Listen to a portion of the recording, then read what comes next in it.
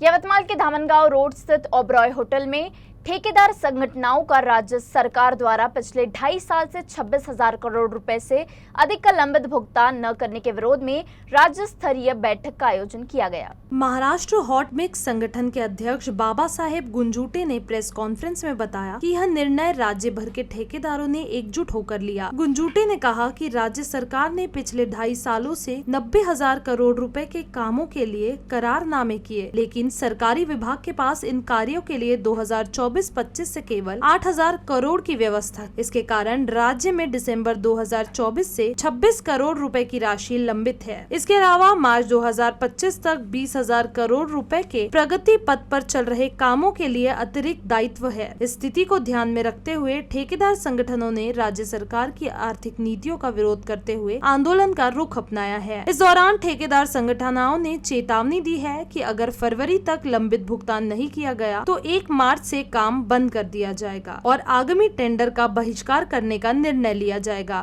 आता तुम्ही प्रत्येक जिल्ह्यात कमीत कमी 400-500 कॉन्ट्रॅक्टर जरी पकडले लहान मोठे तो 36 जिल्हे गुणिले 500 म्हणजे 18,000 कॉन्ट्रॅक्टर तर झालेच।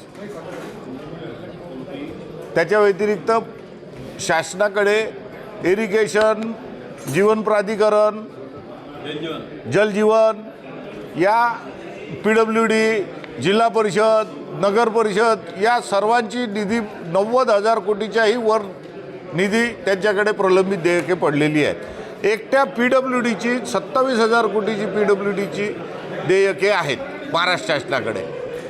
शासनाला कल्पना असतानाही आपल्याकडे निधी नाही, फक्त आणि फक्त निवडणूक जिंकण्यासाठी शासनाने सगळ्यांना खोटी प्रलोभने दिली, उद्घाटन केले, विकास दाखवला आणि तो विकास फक्त महाराष्ट्रातील कॉन्ट्रॅक्टरच्या भरोशावर दाखवलेला आहे।